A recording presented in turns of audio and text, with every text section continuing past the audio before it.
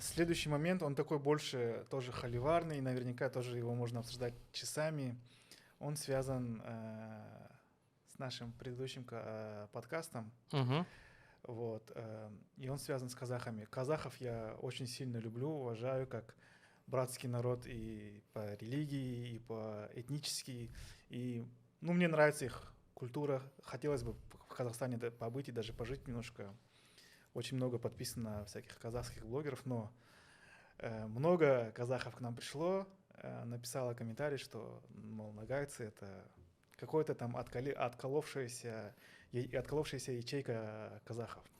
Насколько я знаю, как чайник полный нуб в этом, был какой-то момент в истории, когда вот даже, наверное, астраханских нагайцев как-то переселили на Казахстан, в Казахстан, и как-то смешалась наша история с ними, и наши эпосы попали к ним, и на основе этого всего делается такой вот, может, я, конечно, не прав, немножко можно вот этот рассеять. Я понимаю, что это можно тоже на несколько часов. Это тоже, да, такой вопрос замечательный. Ну, начнем с того, что как определяют традиционно, да, в этнографии, в этнологии, народ один или не один народ. Само название — это раз. Место, территория, расселение — это два. Одна история — это три. Само название у нас разные. Если мы про крымских говорили, они себя сами нугай называют, заметьте. Вот важный момент. А эти нет. Второй момент. Одна история. То есть у нас была Ногайская Орда, Крымское ханство, да, там Кубанская Орда, Астраханское ханство, а там Казахское ханство было.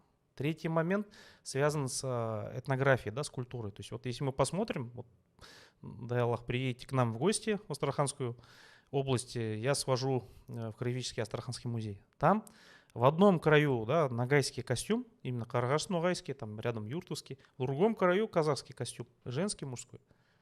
Всякий человек, хоть немножко разбирающийся в этнологии, он увидит, что одежда разная, узоры разные, тип покроя разные, да, то есть вот даже вот у женщины замужней, у казашек, да, они носили такой головной убор, который похож на кыргызский тоже. Головной убор называется кемишек или чек, у кыргызов называется.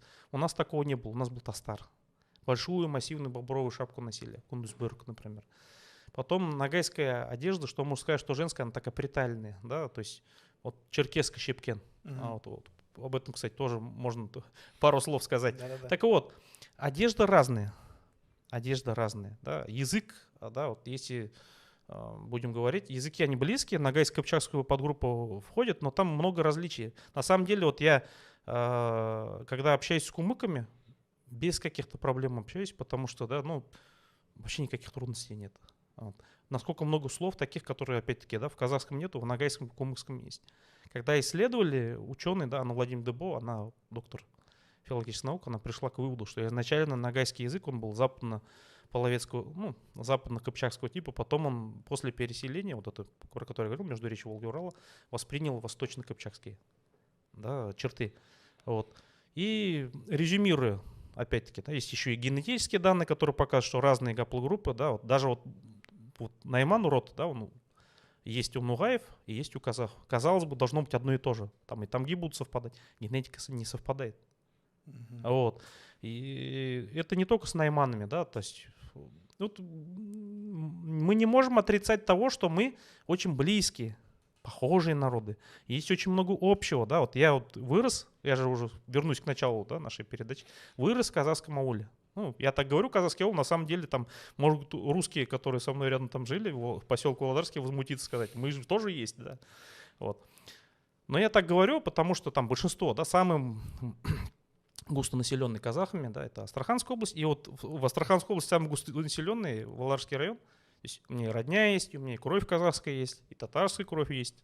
То есть, и, как сказать, действительно мы близкие, мы похожие, языки похожие. Но чтобы говорить один народ, оснований для этого нету. Как и у татар, да, имеется в виду, да, там есть некоторые деятели, не все опять-таки, которые говорят, что мы один народ. И есть и другие со стороны Казахстана, там, да, определенные тоже. Не весь же казахский народ так думает. В Астрахани многие казахи никогда не скажут, там, им скажешь, ты нугай, он оскорбится. Какой я нугай, я казах. Если нугай скажешь, да, тоже он скажет, ну ты что? То есть этнически, культурно, генетически Да, это разные народы. Разные народы, но близкие. Ну а откуда взялась такая убежденность у некоторых, что нагайцы это Ну, казахи. вот затронули, да, касаемо эпосов, то, что эпосы, вот 40 нагайских батарей, они были записаны у казахского Мурунжирау Сенгербекула, да, и, ну, они и у нас были записаны, как бы, да, и вот как они попадают? Тот же Жексылкмураш Сабитов, PhD, да, один из ведущих специалистов по казахской истории, он говорит, то, что попали эти эпосы нагайские в казахскую среду в 18 веке через посредство тех ногаев, которые с Кубани, с Астрахани переселились в казахскую среду. Самое интересное, что у меня мама из этих самых, про которых он говорит, да, род, вот Букеевский ногай, род Уйсюн у моей матери, Бахтабай. Вот. И вот они, попав в казахскую среду, они не просто попали в среду. Букеевские, ну тогда не Букеевский, хан Нурали, младшего Жуза, сын Абулхаира, а потом его сын Букей, потом его сын Джангир, они Ногаев к себе приблизили. Почему? Ногаи, потому что они были хорошо знакомы с царской администрацией, с русскими, с порядками. Ногаи — это воинственный народ, не секрет. Они к себе приблизили. То есть они стали как бы гвардией, такой привилегированной. То есть им давали во владении земли, когда вот земли распределял Джангир-хан, земли давали, там почтовые какие-то станции. То есть у них привилегированный статус был. И вот они вот эти вот эпические предания нагайские, да, поэтические предания Досманбет Кастуган Сүйнішұлы, да, Асан Қайғылы принесли туда. Эпос Эдиге, в принципе, да, он у многих народов существует, версии, вот наш нагайский эпос, вплоть до алтайцев.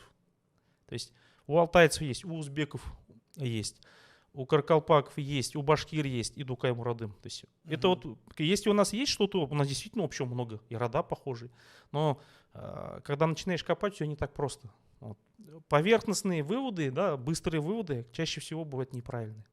Чтобы какой-то, так скажем, вывод правильно сделать, нужно изучать этот вопрос, во-первых. Во-вторых, есть еще и политика, прямо скажем. Политически выгодно было бы некоторым, да, частям казахстанских элит назвать Ногаев частью казахов. Почему? Потому что территория Ногайской Орды, Астраханская, Саратовская область, Волгоградская область, Северный Кавказ и так далее. Очень выгодно. Вот. То есть здесь еще есть, да, ну, определенный политический подтекст. То же самое не менее выгодно для некоторых частей братского татарского народа. Опять-таки, весь народ мы не трогаем, ни казахский, ни татарский. Это братские народы, там очень много здоровых людей, братьев наших, да. Вот. Но есть определенные люди, к сожалению, которые от салушалар, да, которые между нами... Используют. Да, они используют очень выгодно. Почему мы слышим, да, татарский эпос Идигей, самый главный татарский эпос?